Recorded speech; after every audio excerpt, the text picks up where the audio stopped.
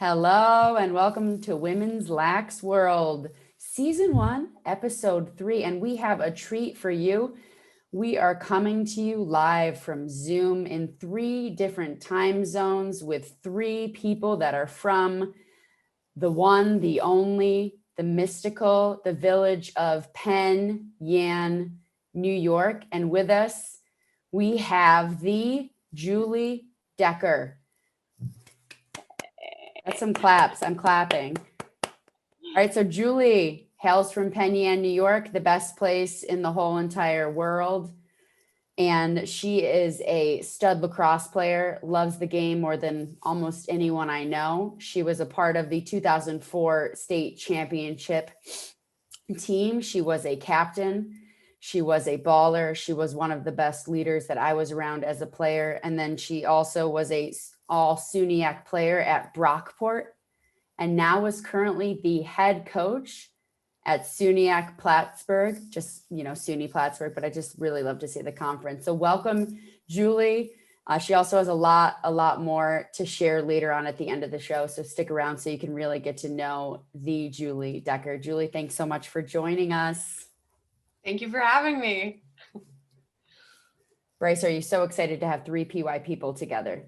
I am, and 3 PY state champs and 3 PY coaches. And I was just mentioning before we went on air that this has really replaced convention and camps for us. Julie's works a lot. She's been in Memphis with us in the past. We've been in Cali with her, obviously convention. So this is our new normal. We Zoom with our friends now instead of seeing you in person. Hopefully this summer we're back at the lake. I know I just did my summer calendar and put July 4th, our alumni game, on there. So hopefully we can get the women's game going again with the guys game.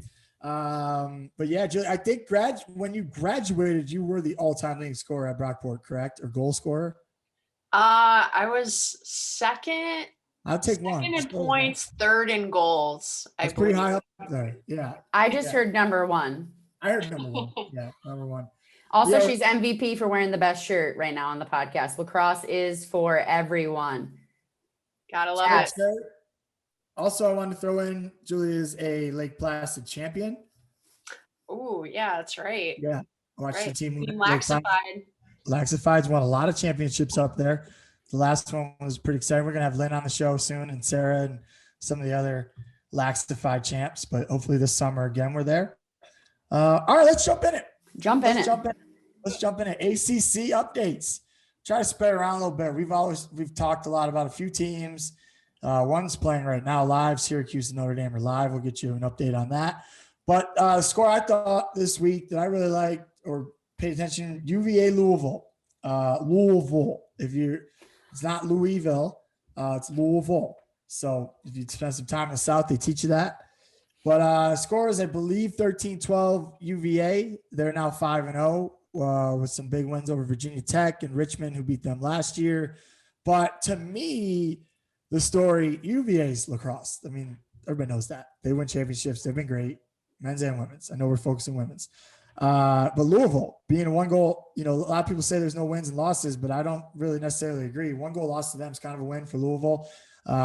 We took a trip there last year with the team at the University of Denver, and amazing facility. They have their own field. They share a building with just 2 teams. It's them in basketball.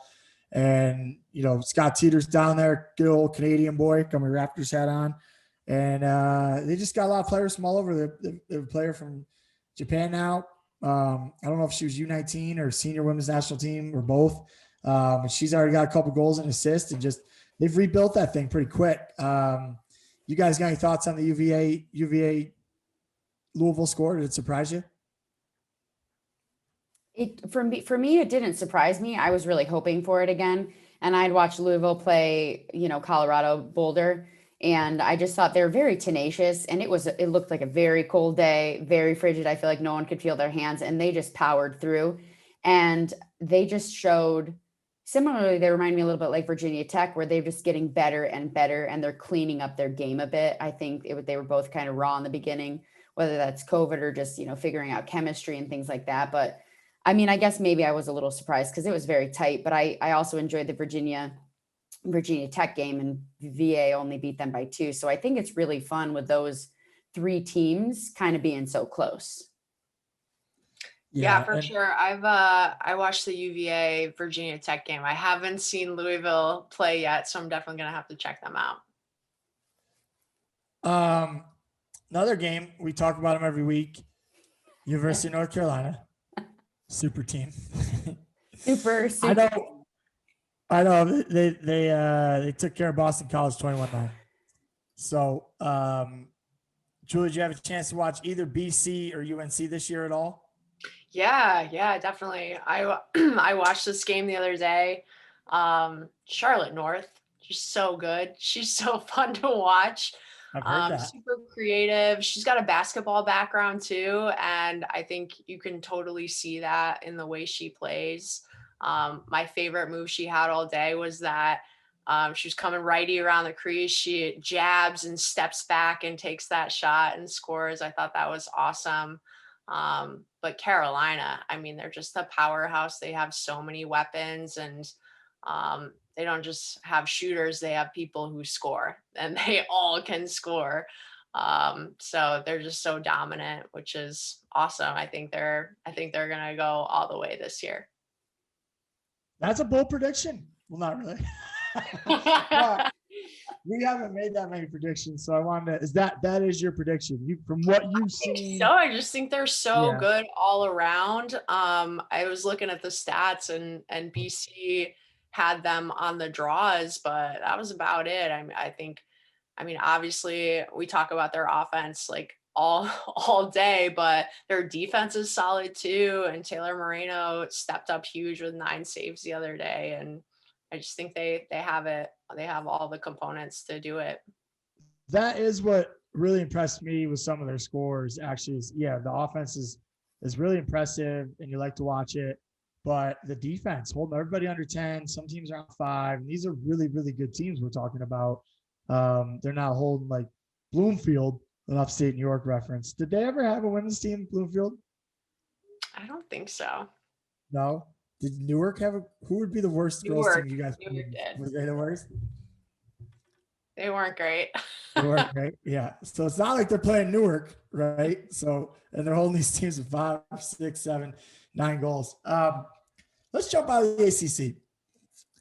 Upset last night. Temple beats Towson. Sylvia, were you shocked? Yeah. Yeah, I think I was shocked. I was really hoping for a good game again, but I think that's there was 2 things that really shocked me this season. It was the Drexel Georgetown score initially shocked me, 21-9. And then I think Temple over a very, very, very solid and exciting Towson, who just came off a really tough game, but exciting game versus Stony Brook. So that was a big shocker. Have either one of you ever been to Temple? I've never been there. Mm-mm. I've only been to Philadelphia once, I believe. Once in your life? I think maybe once on like a lacrosse trip, but I just didn't count that because we were just in and out and playing some games. And then once I went to a Degrassi premiere. Talk about Canadian television show. So I went to watch a premiere of that show. So haven't been to the campus. Rich history, obviously. Temple has a rich history. Yeah. Yeah. The reason I ask, we're talking about this game with Liza today, my boss at DU, and she says tough place to play. They used to be in the Big East, actually, I believe, before they went to the American Conference. I was shocked by it. I just wonder this year if we're going to get a lot of upsets. And Julie, I know you're going to start playing again soon with your team, SUNY Plattsburgh. I haven't seen a ton of them, maybe, but maybe we're going to get some more this year. Julie, you know anything about Temple or Towson? Put you right on the spot. I do not. I do not. Towson was ranked number 11 in the country, so big win for Temple. American East, let's move on to another conference. We talked about Stony Brook, both shows already, so let's talk about Albany. They got some upstate coaches there that we really like, and they had a big win over Hofstra, 18-7, where Sylvia started out her freshman year on the island. Sylvia, I know you had some thoughts on that game. What do you got for me on the Albany game? Yeah, and Hofstra was ranked top 20, and I just had a fun little full circle where Hofstra beat UConn 17-11. Then UConn beat Albany 14-10. And then Albany beats Hofstra 18-7. So again, in response to what we're talking about, I think we have some fun upsets, some fun scores. And I don't know if this is, again, COVID related and just the season, or this is just the magic of our game growing and talent is dispersing. Julie, I completely agree with that. Have you seen Albany or Hofstra? Have you seen this kid on Hofstra, Alyssa? I think it's Alyssa Pirelli. Looking right now. Have you guys seen highlights of this kid play? Yeah, and overwhelmed and really impressed. Was she named to the Tourtown watch list? That just came out today. I got to go think. back and look at that. I would assume so. She's just got some of the best dodges I've seen in a while. So she can get after it. What do we got after the American East? Out west. We're gonna check Out out west. west. Yeah, go for it, Sylvia. You take us in. Yeah, West. So this last weekend, I was really excited to watch USC and UC Davis. I think UC Davis came out strong, especially like kind of in their small conference and beating some teams. They lost to Stanford, but they showed a lot of promise, but USC really was full swag and full feeling it, and they won 20-10. So that was it was an exciting game. Wasn't a close game, but I thought there was just really good plays on both ends of the fields, and I really enjoyed watching it. And I'm extra looking forward to USC and Stanford. It's like tomorrow or the next? It's coming up quick. I looked at it last night. Julie, two places you've been, UC Davis and USC. Did they start when you were coaching at Fresno State? Had USC started? Yeah, we played them. I remember going there to play. Yeah, it's definitely exciting to see Davis. I mean, maybe 2010. I want to say keep up with USC, but I think USC is so dominant, and Davis's wins have been in dominating fashion this year. So yeah, I mean, you referenced the Stanford USC game coming up. That's actually Sunday. So that'll be another good one out west. Yeah, and Brice and I, we talked about this last week, but again, UC Davis has such a great coach, and they have a great coaching staff, and I think we love Suzanne, big fans. But I think when I was watching Davis versus USC, I think they still have to get rid of those jitters that they're playing USC and the USC, and I think they just have to focus on the fact that they are very gifted and they got a lot of great players. And I think they're going to just keep getting better and better with that coaching staff, and specifically with Suzanne at the helm. I'm really excited to see them.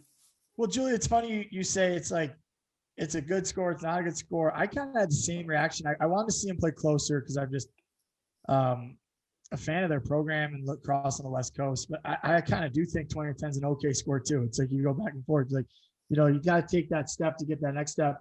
It is very challenging to be a non-Power 5 school now to go up against some of these places with their facilities and stuff. So I don't know if they're playing again. I would maybe consider they might be. But let's move on to the Big Ten. They're playing each other twice a week, which a lot of conferences are going to do, but they have no non-conference, which we've talked about on the show before. I think that's going to be difficult, to say the least. But the scores, to me, Hopkins swept Ohio State 12-11 and 10-9. So, I mean, ball don't lie.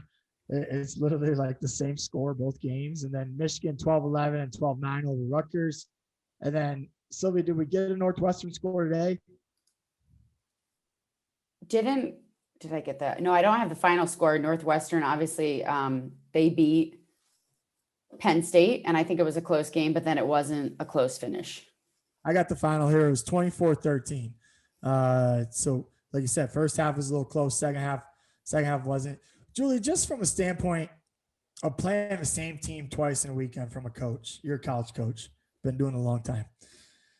What do you think? What do you think is going to be different about that? Do you try to hide things from the team? Do you not overthink it? What's your thought process going into that? Yeah, that's interesting. I think that's something that you can't overthink, but I think from a player's perspective, I mean, you're going up against this team twice in one weekend with no break, no one in between. I think that can be a lot, and I feel like that could get chippy especially if it's a tight game. And yeah, that's tough. That's a tough one. Are you guys going to do that in the SUNY Act? Do you not know yet, or do you guys still waiting? No, we're not doing that. No, we split it up. Yeah. Thank Sylvia, how do you think that would be from your perspective as a coach? Do you think, or as a player, like, are you just happy to play again? Do you think it'd be challenging?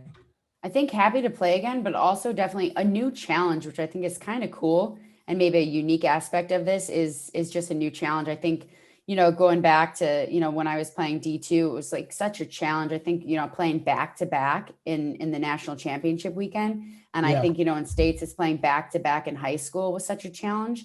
And so I've never done it with doubleheader with the same team.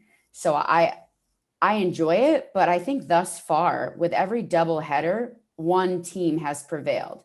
There have been no splits, I don't believe. I think, obviously Penn State beat Maryland, but that was just one game. And everything else, I think with these double headers, it's been the same teams. So I'm wondering, hey, maybe Yeah. Penn State can come back and split it. So I'm really hoping, and I don't know if that just reveals one team's, I don't know, really more focused, or it's really hard to get a split, but there hasn't been any of those. So I'm looking forward to maybe there being more splits just to have Sure. it be more exciting. As you're saying that, I'm wondering myself, I think Penn State and Northwestern are playing again in a day. They are. They're Yeah. playing And I'm like, Saturday. yeah, they take one day off to play again. And I'm like, wow, is it going to be closer? Northwestern's a team. I saw them when they played Hopkins. They shot with 0 seconds left. So they're not gonna sit back. They're not gonna feel sorry for you. They do not back down. They definitely listen to Tom Petty beforehand. They just go full throttle. Obviously, that's Kelly Montehiller's style. You do. They won the draw back with down. 6 seconds left and still tried to score. I mean, they scored with 6 seconds left, and then they took a draw. And they were playing them a day later because I was watching it thinking like, wow. Well, they're building muscle memory. You need that muscle memory for championship weekend, or you need that muscle memory for your conference championship, because way back when they were practicing stalling against Syracuse and trying to win that game, but there's no more stalling, so you have to be full throttle. Sure, so I that's a kind good of like point. it. We'll change the style, try to score early, score often. Julie, would you shoot with 6 seconds left? If you're up by like 5 to 10, would you shoot? If I was up by 5 to 10, probably not 6 seconds. It's a tough question. And probably not, because of how we were conditioned and what coaches we play for. I think a lot of that has to do with it. What's your team culture? What is your coach saying? I'm not saying I'm not going to shoot it. I'm not saying I'm not going to shoot it. I'm just saying if I'm on the other side of it, I'm going to get real upset. Yeah. But if I have the ball, I don't know. It just depends. You would 100% shoot it. You want to get that stat. You want to get that goal. Points. I want my points. Yeah. You gotta, I think it goes, I mean, we kid, but I think it really goes to your point. Like, it really goes back to your team and your coach. Like, if you know your coach is going to be upset, I'm not shooting it. My coach doesn't wants me to get points, I'm going to shoot it. Interesting. We'll stay in the Big Ten. And Julie, I'll put you on the spot with this first. Taylor Cummings tweeted a lot, and it was reshared on Instagram and Twitter a lot. And it's been multiple times now. The Big Ten, I guess, I haven't paid for it. Budget cut season. The NCAA made us stop working camps, so I'm on budget cutbacks. But so I didn't buy the Big Ten Network. So I have to wait till their films go up to Huddle to watch. But, they're making people pay $50 for their service, which a lot of people want. They're great games. But I guess there's no announcers. I haven't seen this live yet because I've been watching on the replays on Huddle, so you don't listen to announcers anyways. But what are your thoughts on that? How can they do better? Is this acceptable to you that they're even charging and then doing this? Yeah, thank you for asking me this, because I do have a lot of thoughts on announcers. Yeah, go right ahead. I also have not paid for this Big Ten subscription. I would love to be able to watch these games, but there's no way I'm paying for it if there's not announcers. I just think that's unacceptable at that level. And, you want to put out a good product. Do the men's teams have announcers for the Big Ten? Is that, I'm not sure. I think I'm probably 95% sure that they do. Based on official Lax girl and Tari's tweet, she said she paid for it and was wondering, is all my money going towards the men's side only and the production? So I would guess that they have a better production than women. Yeah, that's unfortunate. I definitely think it would draw more people, and more people would step up and be able to watch these live games and pay for the subscription if they were putting out a better quality product. Because the games are there. I mean, they're great games, but need announcers. Yeah, I've wanted to watch every single one. And again, I'm just on budget cut season. I didn't do it because of the announcing, but now it doesn't make me want to support them to do that. And it's sad because it is such a high level of lacrosse and people want to watch it. Sylvia, any more points on that you want to make, or we address that?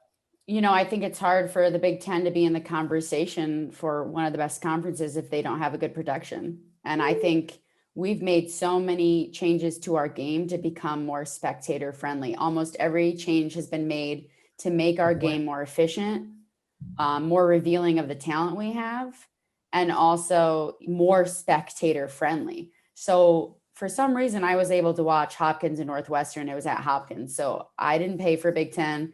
I was able to stream it. I turned it off. They had one announcer, wasn't very good. It's okay. But it was actually just the single camera angle for me. And it was so zoomed out that I'm just going to wait till it goes to huddle. And I'm not going to waste my time live watching a poor quality film, because once you go to the ACC, there's no going back. So like it or not, the ACC, and I said it, they're holding themselves accountable. Double ACC, spell it in accountability. So we need to look at what they're doing, and they're doing 2 camera angles. They're having almost all the time. They're having two announcers, but they've had one at some of the games. But they are at the forefront. They're the best conference. They have the best production, and everyone else needs to follow suit. And I believe I tweeted that in response to Taylor's tweet about it. And also Taylor dedicated her entire second week of Taylor's Takes to the Big Ten and not having a good production. So I think it's about time people pay attention. And we're losing fans. We're losing gaining spectators because it's such a crap quality. Well, you're spitting hot fire right now, Sylvia. 2 things I wanted to add on to that. We talked about in the first show, I think, like we're trying to find highlights for some of those week 10 upsets, or the week 2 or the Big Ten, like Rutgers beat somebody, and we're trying to find highlights. We couldn't even find highlights. And you got ACC, you get the whole game on YouTube, and then you got highlights for the home team only. And I'm just shocked the Big Ten's been so far down because they have all the money. It's why they're the Power Fives. It just seems like they just don't care as much. It's obvious. So the ACC is number 1. The other thing I wanted to bring up, because I'm watching Cuse right now, Cuse Notre Dame, and it is better. It's double camera angles, like you're saying. It's 8-4 Cuse towards the end for 9-4. No, they missed it. 8-4 Cuse, missed the 8 meter. But the other thing Cuse did first, I think, I could be wrong, they started announcing in the Carrier Dome live shooting space, 3 seconds. Like they're saying into your tweet a while ago, like normalize knowing the rules.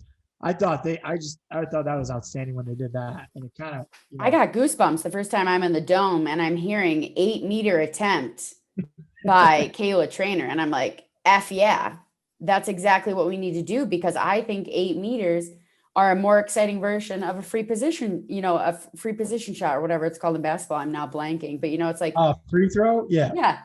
We have free position shot. It's way more exciting than a free throw, and it's part of the game. So it's like, ooh, get excited for it, announce it, let us know it's coming, call shooting space, call 3 seconds. And they're so in the know. And they also obviously have partnered with their communications department and broadcasting department, and they've just funneled talent into making lacrosse an amazing experience.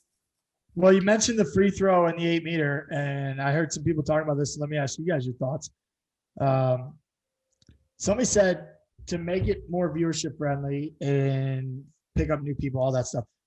What if every 8 meter foul is now just center hash like a free throw? So they just run to the center. What are your thoughts? Yes or no? Everyone, no more hanging hash, no more outside hashes. Just every single, any foul, critical scoring area, it's going to the center, just so people aren't as confused. Do you guys think yes or no? No. Decker, you're up first. No. Decker, Sylvia says no. I don't like free position shots personally. I think if there's a foul, we should just get possession of the ball and play more lacrosse. I'm not a fan of free position Don't shots. like free position shots. Huh, okay.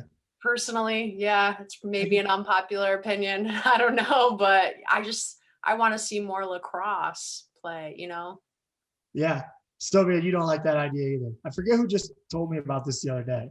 You What know, was that? I'd be okay with it, and I'm actually really open to it. And I feel like, what Julie's saying is like, yeah, maybe a little bit more transitioning to like what happens in the men's game is like you get fouled, your player up, or something happens, or you just get possession, or don't make the no call. But I personally love it. I embrace it. That's something I don't want to go away. To be honest, I really love 8 meter shots, and I think it's since offense is often so clogged, and we're in the 12 meter most of the time, you don't get these opportunities to see people rip the shot like Charlotte and like Sarah Queener, our sister, did. She would be ripping shots from the 8, Or, and we have or that Julie Decker. Julie Decker, she tried exactly, too. just ripping them. Yeah. Yeah. Well, let me ask you this. Let me ask you this then. Let me ask. Go ahead, Julie. Sorry.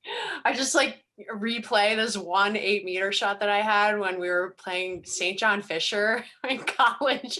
I ripped it right from the center hash and it just slams off the pipe and we ended up losing that game.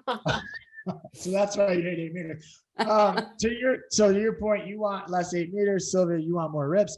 Mom, Patty Queener, Julie Decker tweeted about her on International Women's Day. Yes. Okay, so mom thinks, and we'll get mom on the show, we should just play with a softer ball. And I like that idea. I don't know why the ball is so hard. What do you guys think about that? That's across the board, and I am in the minority on this one. I know most people love a hard lacrosse ball. Oh, I'd 100% be happy to adopt that. I want us to play 6-on-6, so it just frees up a little space, and I think that would just help. And I still obviously I'm fine with shooting space. I'm fine with all that. I even think you might need it with a softer ball because that still might hurt pretty bad, or if it hits you in the temple. I mean, I think it could cause obviously an injury. So it just depends on where it hits you. But I'm just so open to try a lot of changes. I love that our game constantly changes. I think it's a nice metaphor for life. I think we're also so lucky to be a part of a sport that is still being shaped, that's still changing. Like, basketball is set, everything else is set, but good idea, Mom. Good point. And let me just say also, Julie, before I have you answer, I don't think the ball is out there yet. I'm not saying, I think a softer version, but I don't think there is one currently made that I'm saying we should replace it with. I think we could manipulate technology a little bit and have that thing have some weight, but not hurt so much if it hits someone. Julie, would you be open to that? Oh, 100%. I think it would definitely make the game a lot safer. Like that ball's pretty dangerous, and with how fast people can shoot nowadays with the bigger pocket, I definitely think it would make the game a lot safer. Sure. And I don't think anything exists yet. Obviously, we have the Swax balls just to like replicate the weight, and that's fun to play on your own. But I actually think that's more creative, and I like that idea. And I also, I don't want to put pads on. I don't want to just mimic the men's game. I'm fine with us adopting things that the men do, because I also think like we put in the shot clock before they did in college games. So it's like we're taking from each other. I wish they'd move the ball a little bit better like us and cut more, but they have the fear of getting freaking knocked down. And long poles. I mean, and long poles. Long poles used to have to mean something to lift your heavy stick up and check down. Now those things are so light. I mean, the long pole's lighter than the short stick I grew up playing with. Like, I mean, it just doesn't make much sense. Technology changes. Upcoming, we already talked about Stanford USC, so we're all excited for that on the West Coast. D2, D3. Do we have anything we want to highlight this week, or were we at on that? So no updates for recap, and I think I really just wanted to focus on games I'm looking forward to that are upcoming for D2 and D3. So we can start with those, obviously, and then finish with D1. But I'll start too with D3. I'm really excited for McKendree at Rockhurst. And so just love that D2 matchup. Kansas City. Rockhurst is in Kansas City. Good barbecue. Played there. You've been there? Oh, with Fort Lewis. Fort Lewis College. Yeah. They're in the RMAC, right? I did know that. Yeah. What's the facility like? There's another Rockhurst. Sorry, what was that? What's Rockhurst like? They're pretty good, I think, Sylvia, actually. I think they got a good squad. What's the facility like? Their facility? Yep. It's a turf field. I don't know. Better than grass. Nice stadium, good locker Yeah, it's rooms. cool. It's Anything right in else? the middle of campus there, and it's almost right downtown Kansas City. It's pretty That cool. sounds kind of cool. Yeah. Yeah, nice. Sylvia, you been there? No, I've not been there. So I really also, obviously, I love to highlight different regions. And so I'm excited about that matchup for D2. And then like for D3, it's I'm really looking forward to a game this weekend. And then also midweek is Augsburg, Ooh, which is, do you know where that is, Brice? Minnesota, I think. Minneapolis, Minnesota. Got it. Yeah, got it. So, some exciting news the last couple of years is we had University of Wisconsin schools adding D3 women's lacrosse. And so Augsburg is playing UW lacrosse, and this is their second year of existence, meaning their first year was COVID. So their first year I coached against them, which was 3 years ago. You mean River Falls? Oh, it's not them? No, it's not them, but good news. Augsburg then on Tuesday plays UW River Falls, which you played when you were at Southwestern. So let me say this about UW River Falls. I played in their first ever year of existence. I called you after the game. Like, that team's going to be good. It's very interesting that Wisconsin now has state schools playing, much like where Julie's coaching now in the SUNY and the New York Power Conference. That is, the Minnesota Conference is going to be good. Like that, they had one kid. I was like, how is she on your team? They're like, oh, she transferred D2. I'm like, that kid. I mean, she could like flip her stick over her head, shoot behind the back on the run. Maybe a little bit of hyperbole there, but no, those should be some good games. Have any of them reached out to play you, Julie? That's got to be pretty far. Oh yeah, Wisconsin's pretty far. Yeah. Would you take a trip there, or do you guys do far trips? No. No, we're down to day trips over here. Oh yeah, COVID Budget year. cuts. Budget cut season. Nice. Well, luckily there's a lot of teams in New York to play. Sylvia, was there other games you wanted to highlight? No, those are all the ones I'm excited for. I didn't know if you looked at any D3s or D2s that you were looking forward to, Julie or Brice. Yeah, I've got one. There's another RMAC matchup, Rocky Mountain Athletic Conference in D2. Regis was playing Colorado Mesa today, actually. Oh, That went final. I think it was like 13-2, maybe. Oh, wow. Okay. We just got a few shout outs on this show. I saw RIT Utica was yesterday, and RIT won 17-9. Talking about Placid Saint, our friend coaches at Utica, and an RIT coach, former teammate of yours, right? So Aaron Growney, now Aaron Wagner, played with her in high school and in college, and Yeah. she's a great lacrosse mind. She's an amazing coach. I saw Hamline yesterday beat UW lacrosse, which Sylvia was just talking about, but Hamline also in Minnesota. And didn't we, speaking of convention earlier, didn't we have dinner with the Hamline coach? Yeah, and fun fact, it's Hamlin. Oh, I always say it wrong. I know. I wanted you to say it. Yeah, I no. know. You always I always learn. So they're Hamlin, and something that impressed me and why I was excited about the Augsburg matchup is usually in their conference, I think Hamlin usually wins, and Hamlin, wins over Augsburg. But I was impressed with the UW lacrosse 2-goal deficit with Hamlin, because Hamlin's been really good, and they have a really, really passionate and hilarious coach. So. And they've gone to the NCAA tournament at least twice. I know that. Yeah, they're winning their conference. I think they get that automatic bid. So I just think there's a lot of exciting things happening. I think there's so much talent in the Midwest, but especially, there's so much talent in Minnesota and Wisconsin and Illinois. So I think it's, they're really pulling from that area. Update in the Cuse game, Gary is wearing a two-tone suit. He's got a purple blazer and looks like blue pants. Something's going on here at the end of the half. Yeah. Shout out to Gary getting his 200th win at Syracuse. And I actually want to say this, and this is an overshare, but they shared, his first win from 2008 and a picture of him in his suit. And I think he looks better now than he did in 2008. I just think he really does age like a fine wine. I mean, he is just incredible.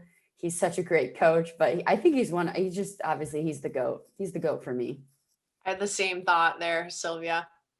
I was so excited when I stepped into the Carrier Dome as a freshman at Hofstra and I saw Gary in a suit. I just thought, wow, I made it. And then And in that tweet, they showed a picture of his first win, and there was a lady from Penn Yan in that picture, Bridget Ham. Bridget? Yeah. Bridget Great. Ham, and then Liz Hogan's there. So we had Section 5, and also Lindsay, who coaches at Virginia. Forget her married name. Rogers, Rogers, amazing, but right? Yeah. so a lot of Section 5 talent. Those shout outs, not shouting out anyone else because Sure. And she's at, we shouted out University of Virginia 5-0 earlier. She's an assistant coach for them. So a lot of upstate everywhere. I think that does it for D2, D3. Well, except there was a big announcement. Okay, go, Julie. St. John Fisher is playing Clarkson tomorrow. Fisher just played Naz yesterday, I believe, and 7-5. won by a goal. I think it was 6-5 was the score. And St. John Fisher right now is ranked number 13th. And I know Clarkson has a solid team. We played them the last 2 years. I think they're a sleeper. They're really well coached and just have a lot of firepower there. So that'll be a good game to watch. Yeah, Brice, you played Clarkson when you were at that school in the South, right? Want me to tell you a fun story about that? We do. He called me and was like, we want to come to Memphis, play you guys. We just went 15-2, went to the second round of the NCAA tournament. But, obviously those New York teams are just a little different. And I was like, I don't really want to play you. And so we did. We face guarded one of their kids, and she went 6-5 in a face guard. Shout out Ben Gable. Great guy. It's fun to coach against, but now when they're kicking your butt. And our team was like, why are we, we couldn't beat them. They don't even go to the tournament. And you're like, well, there's some teams up north that are pretty good, but they don't take all the teams from each conference. So I do like that the NCAA does that. It grows the game. It's a very important part of growing those games, the game in those areas. But yeah, those teams up north are still pretty darn good. Julie, you playing Clarkson this year? You might. We couldn't find a date, Oh, unfortunately. you couldn't? Yeah. I was just texting with Benny earlier today. He's hilarious. What a guy. The next part. Oh, sorry, Brice. Go ahead. I just cut He you might have off. been playing the drums on Beale Street after he beat us. That was a fun night. It was one of the only times I lost by more than 10 goals and still had an enjoyable evening. Yeah. Go ahead. So what was the big news out of D3 this week? Big news. And I think, we're just I'm just itching to get to the questions with Coach Decker, Coach Julie Decker, the Julie Decker. So I'm just going to share Big Stick Energy award and announcement this year and focus on D3 is NESCAC is back. So that was the big news. Julie, any thoughts about that? Brice, any thoughts about that? Them, claiming that they're able to compete now? Yeah, it's exciting. I think it's really good for Division III lacrosse. A lot of the top 10 teams are in the from the NESCAC. I think it'll be really good. I believe their decision was to still have each school make the final say on season. So we'll see what happens with that. But I think it's overall very good. I mean, I was shocked. They were the first ones to cancel last year before everything before everybody else. They love saying they're better than the Ivies, like more selective and that kind of elitist stuff. So I'm shocked they're playing when the Ivy League's not playing. But like to Julie's point, yeah, great for the game. They have great programs, great coaches, great teams. It's really good lacrosse. So awesome for those kids and stuff that they're getting to play and the coaches and everybody in that situation. But I am shocked. I was really surprised to see that announcement. Yeah, I was surprised. They basically, went off on their own because usually, they kind of lead and Ivy League will follow, but most of the time they're following the Ivy League and their decisions. And I think it's kind of cool that they're just saying yes and then giving each institution autonomy and just letting them, make their choices. But again, it's like I vote for, top teams weekly, and it's been a little odd, voting for all the NESCAC teams when they weren't playing or it was a question mark. So, and I'll also say selfishly, since I don't have a season and I'm just doing, coaching virtually, I have some time now to watch the NESCAC. And I really haven't in the past, especially because I vote on all regions. So I'm really watching my conference. I'm watching the West region, and I'm not watching a ton of NESCAC. So it's the first time where I'm really going to be able to dedicate that time to watch. And I'm excited to just see how they respond to, the adversity of COVID in this season. And that's a happy woo. Time for questions with Coach Decker, with Julie Decker. And, I kind of want to start it off just, can you tell us your lacrosse story? And that's, your playing career, your coaching career, and can you keep it under 3 minutes? Just tell us your path and what it's been like. I'll keep time. Okay. All right, here we go. Yeah, so I got my first stick when I was like 12 years old. Went to summer box lacrosse in Penn Yan that year, and your mom helped me out a lot. She's really the person who taught me the game. Didn't end up playing for school until I was in 8th grade. I decided to leave softball behind and switch to lacrosse, and it was the best decision of my life because here I am now, college coach. But back to that, we went undefeated my 8th grade year on the modified lacrosse team with Coach Dave Pullen. Who's now the principal. Yeah, he's now the principal of the high school. I forgot he coached. I totally forgot he coached. We got to interrupt on that because that's so funny. I forgot too. Yeah, that was awesome. My first ever undefeated season that year. We went 8-0. But yeah, then the next year I was on the varsity team, and we went to states that year, which was awesome. Went to states again my senior year, ended up winning, and went on to play at SUNY Brockport for 4 years, a couple years later, and been coaching college ever since. Been coaching for the last 11 years, I think. 11 years. Wow. But back here in New York and living the dream, building the program here at Plattsburgh. Who's been to more programs, you or I? How many have you been at? I don't know. That's a good question. Was that Geneseo, Hilbert, Fresno State, Fort Lewis, Plattsburgh? 5. How many you've been at, Brice? How many do I have? I got to count Georgetown, Binghamton, Siena, Hill Academy, the school in Tennessee, Fresno State, Southwestern, Denver. 8. I'm at 8. We'll take out Hill Academy. I mean, it's prestigious, but it's not college. I'm taking that out. Decker, you get to add Penn Yan. Penn Yan modified. Sure, add it. Put it on the list. Put it on the list. You're at 6. And you have 9, Brice? 8. I'm a couple years older, so you got time. There we go. So you got another question? Yeah, I think. Go ahead, Brice. Fire away. No, you go. Okay. Well, I mean, you talked about too, and great job summarizing that journey. And I think, being a part of Penn Yan, and I think, that's a very storied program run by our parents, both sides, but especially the women's side. And you got to play for both, Harry and Patricia. So rich history. You went to Brockport again, really good program, rich history. Now you are at Plattsburgh, and you're the only coach. You got to start that program. What has it been like, kind of laying that foundation yourself and creating your own traditions? Yeah, so that has just been a dream, truly a dream job, and a full circle kind of moment, because I did play my college career at SUNY Brockport. After graduation, I started my college coaching career at SUNY Geneseo, both teams who are in our conference now. So when I found out that SUNY Plattsburgh was adding lacrosse, this is my 4th year here, so it was 4 years ago that they decided to add.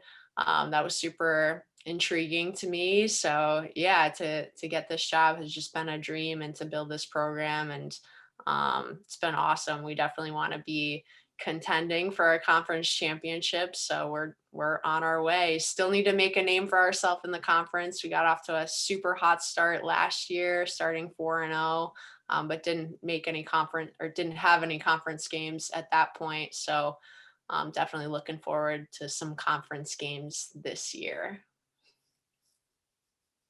I'm excited to watch. I didn't get to watch you last year because I was so busy. So now I can root for you this year. 4-0 last year. That's got to be fun to build off of. Let me ask you this.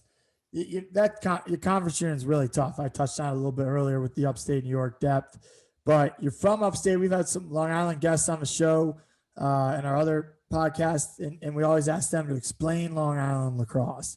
How do you explain upstate lacrosse? And you also get the honor of coaching upstate and island kids now because you're a New York State school, so that's got to be fun. It's always fun mixing those two and watching. It's like oil and water, but. How do you explain in your best words upstate lacrosse for the viewers at home? I think upstate lacrosse is blue collar, gritty. I think we fight, we work. I don't know how else to describe it. I just I think for me personally, we grew up learning the heritage and the history of the game. And I think that really meant a lot to me personally. I don't know how many people get to learn that or have people who teach them that, but that has always felt very personal to me. Yeah, that's awesome. I think you explained it well. How do you get upstate and Long Island kids to play together? Is it quick? Is it long? Is it funny? How does that work? We've had a pretty natural transition with it. I think there's just talent on all sides. And for us, it's fit really well. At our school, we definitely have more Long Islanders than anybody else. But yeah, I think everybody's just really come together and it's been a natural blend. That's awesome. Do you have a favorite chicken wing in Plattsburgh yet? And if not, what's your favorite Finger Lakes chicken wing? I don't know. It's been a while. Oh yeah, actually I do have favorite chicken wings, Monopole. And anytime I talk to any alumni, like literally any alumni I run into from Plattsburgh, they talk about Monopole. It's like the hole in the wall bar to go to, and they have really good wings. Their wing night's Wednesday. They Classic have night. wings called the Stoner wings. That is like honey mustard, I don't know, sweet and sour, barbecue. I don't know. It's like a mix of stuff. And normally I don't like that kind of thing. I like straight up like buffalo medium. Yeah. But those are really good. Sylvia, any other questions? I got a couple more. Yeah. Obviously too. And I love it. And I think you've been a really good job. I think when you're a coach, you realize how far it goes when like a player that has graduated and reaches out and say what an impact you had on them. And I think you've done a good job at kind of giving back and shouting out, our mom, Patty Q, Coach Queener. And, you tweeted a great picture with her and sharing, the passion she gave you. But I want to know, as a coach now, what did you take most and what did you learn most and integrate it into your coaching from our mom and from Coach Patty Q? Wow, that's a good question. I grew up with Patty Queener and you, like all of you guys, your family. You all taught me the game of lacrosse, and that's just always stuck with me. That was definitely my foundation. But like I said before, I just think learning the history of it, I don't think that happens everywhere. That has always carried a deep meaning for me, and to play this game is just, it's so fun, and to have it have a deeper meaning. Like they call it the medicine game for a reason, and you just feel better anytime you pick up a stick and play it. And I think I just try to convey that to the teams that I'm coaching, just the joy of the game and the love of the game, and we try to keep it fun no matter what we're doing. Great answer. I still wanted to know one attacker tip: shooting, feeding. We're not gonna go with 8 meters because you don't love them. So I don't hate 8 meters. I said you don't love them. I said you don't. I wouldn't hate it if they went away. It's great to have a take. Everyone has a take. Yeah, I like it. Yeah, it's good. Love it. I like shooting 8 meters. I like shooting 8 meters. Yeah. I love when I get put online.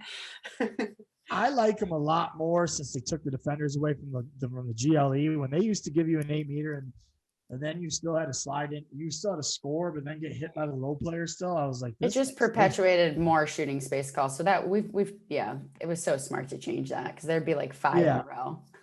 Yeah, and the passing off it right now has been pretty exciting. It's to so try to it's come up 8 with meter that. magic, 8 meter magic, man. Ooh. I saw you post that. I liked it. It's just fascinating to see what other teams are doing. I think when they first made that rule, everybody was worried people were going to run around like it was going to be Canadian football, like there's going to be motion players everywhere. There hasn't been. But yeah, what one attacker tip? You get a good young attacker that you're really excited to coach. What's one thing you're trying to talk to them about early in their career? Well, we've been working on a lot of small-sided stuff in practice, so that's a lot of what we've been talking about.